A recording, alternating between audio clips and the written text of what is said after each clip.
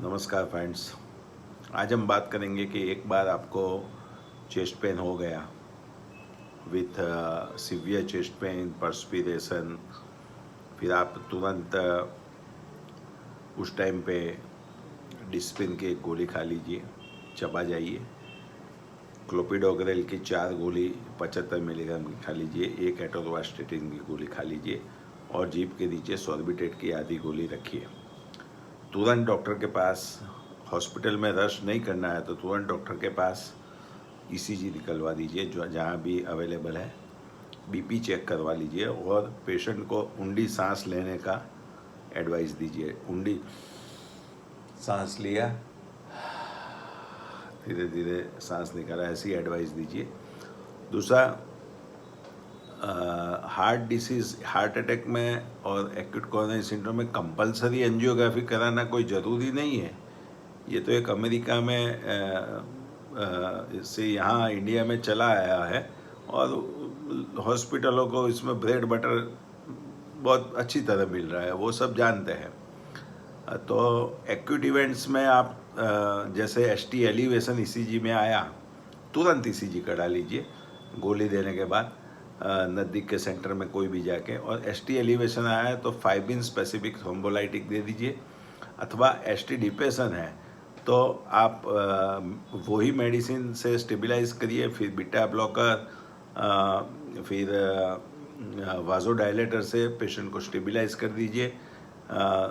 आगे बताइए, ऐसे स्टेटिन से और एंटीप्लेटलेट से स्टेबलाइज कर दीजिए।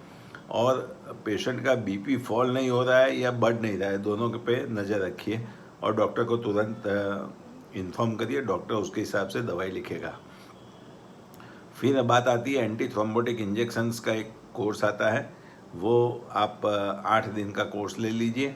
और nothing to go for angiography और हॉस्पिटलाइजेशन। फिर 8 दिन का कोर्स लेने के बाद आप स्टेबल कंडीशन में, आपको दुखावा नहीं है, चेस्ट पेन नहीं है, एक बार हो गया तो हो गया। आपने 90 मिनट्स में रिवास्कुलराइजेशन प्रोसेस नहीं किया तो वो सेल, कार्डियक सेल, डेथ हो गया। फिर सराउंडिंग जो इस्केमिक, जो लोई कम मिलते हैं, वो कार्डियोसाइट है, उसको खोलने जाएंगे जो गोल्डन आवर के बाद, तो वो इस्केमिक रिपरफ्यूजन इंजरी से वो और डैमेज हो जाएंगे, तो हार्ट का पंपिंग एकदम डाउन हो जाएगा। तो पेशेंट को मेडिसिन से स्टेबलाइज करके इंजेक्टेबल ट्रीटमेंट ले लीजिए, स्टेबलाइज कर दीजिए। और फिर सीटी कोरोनरी एंजियोग्राफी और इकोकार्डियोग्राफी कराइए, उसमें मालूम पड़ेगा। ब्लड टेस्ट कराइए और उससे डिसीजन लीजिए कि दवाई से पेशेंट एकदम as same as result stent और बाईपास जैसा मिलता है। Optimal medical therapy is equivalent to surgery और एंजियोप्लास्टी स्टेंटिंग, ऐसा करेज ट्रायल में पुरवार हुआ है स्टेबल कंडीशन में। इमरजेंसी में आपने एंटी थ्रोम्बोटिक और एंटी प्लेटलेट्स और दूसरी दवाइयाँ स्टेटिन की वगैरह दे दी, हार्ट रेट कंट्रोल करने की, वो डॉक्टर के गाइडेंस में दे दी। फिर स्टेबल है पेशेंट, ऑक्सीजन पे नहीं है, चेस्ट पेन नहीं है, तो एंजियोग्राफी अननेसेसरी हॉस्पिटल में मत कराइए, बराबर। फिर आप सिटी कोरोनरी एंजियोग्राफी कराइए, उसमें कैल्शियम स्कोर, ब्लॉकेज की टकावारी वगैरह सब मालूम पड़ता है। ब्लड टेस्ट में ब्लॉकेज का इन्फ्लेमेशन, ख़राब कोलेस्ट्रॉल सब मालूम पड़ जाता है, वो दोनों कराइए। इको कराइए, हृदय का पंपिंग मालूम पड़ेगा, वाल्वुलर स्ट्रक्चर मालूम पड़ेगा, हृदय में क्लॉट है अंदर चैम्बर्स में, वो भी मालूम पड़ जाएगा। फिर आप ECP, US FDA approve ECP treatment जो ट्रेन डॉक्टर देते हैं उनके पास आइए। हम लोग ECP में एश्योरेंस रिजल्ट देते हैं और हजारों की संख्या में लोगों ने बाईपास सर्जरी को टाला है।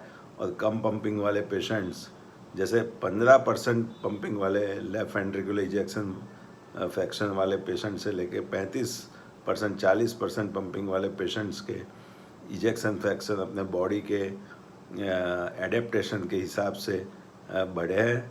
लेकिन 8-10% भी आपका पंपिंग बढ़ जाए, अथवा जिसका पंपिंग 50% से ऊपर है उसको कभी पंपिंग बढ़ता नहीं है, लेकिन हार्ट की दोनों लेफ्ट वेंट्रिकल और राइट वेंट्रिकल सिंक्रोनाइज काम कर देना चालू हो जाता है, डायस्टोलिक डिसफंक्शन मिट जाता है।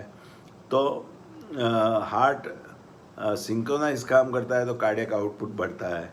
तो पेशेंट्स को भले पंपिंग नहीं बढ़ा है लेकिन इंट्रिंसिक मायोकार्डियल कॉन्ट्रैक्टिलिटी बढ़ी है, मायोकार्डियल डिफेक्ट्स कम हुई और पेशेंट्स एकदम हेल्दी हो जाता है, क्योंकि दोनों पंपिंग सिंक्रोनाइज काम कर रहे हैं।